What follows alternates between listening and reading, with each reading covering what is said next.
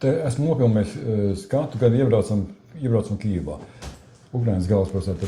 Tas ir jau vakar saule, un tur kaut kur ir Igauņu iela. Viņiem tās iela nosaukuma arī tādi sirds zildoši. Un mēs braucam uz naktsmājām kopā ar skolotāju Ziemeli, kas ir liels Ukrainas atbalstītājs. Dzenam mašīna, kas tālāk kalpos aizsardzībā. Nu, te ir tāds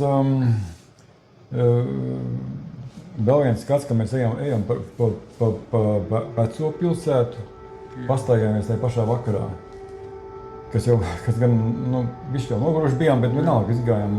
Un te mums tā pirmā arī gaisa trauksme pārsteidza, kas Ukraiņiem ir parasta lieta.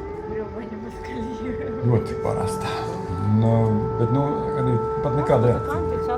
Kaut kā viss uguns deg un viss pat arī iet tālāk.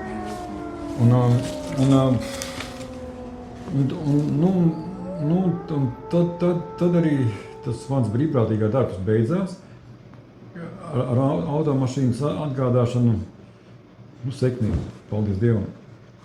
Un tālāk es kā žurnālists jau devos uz Sumīnu. Tas ir vēl 300-400 km no Kijevas uz ziemeļiem, uz Krievijas robežas pusi. Jo Sumi apgabala centrs ir 30 km no Krievijas robežas. Bet centrā valdīja vakara burziņš, jauniešiem pilnu ielu kafejnīcas. Likās, ka līdz komandantas stundai viņi steidzās izpriecāties. Jaunieši ir jaunieši, tā ir viņa jaunība, un pēc tam citas nebūs. Un viņi steidzās priecāties, tas bija diezgan skaidri redzams. Un pēc skolotāja Ziemeļa ierosmes kopā ar skolotāju mūsu sagaidītāju Katerinu uzkāpām Šekavicas kalnā. Un tas Šekavicas kalns ir viens no tiem senākajiem, pat kaut kādā mērā tur ir folkloristi, arī kāp un savus rituālus, kaut kādas izpildi, ko mēs redzējām iztālēm tur blakus. Tas ir viens no tiem kalniem, kas ir bijis Kijevas pašās pirmsākumos. Kijeva dibināta ir,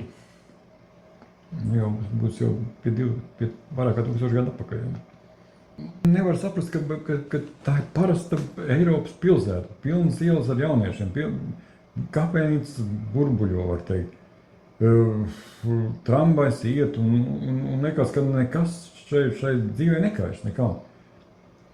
Tikai, tad, kad tu ieej, piemēram, kafejnīcā, kur ir viss ar tādiem patriotiskajiem tādiem, es nezinu, jau var teikt pat drusku tā kā rusofobiskiem plakātiem, bet es varu arī viņus saprast, kad Krievi ir ienaidnieki, kas nogalina Kijevas iedzīvotājus.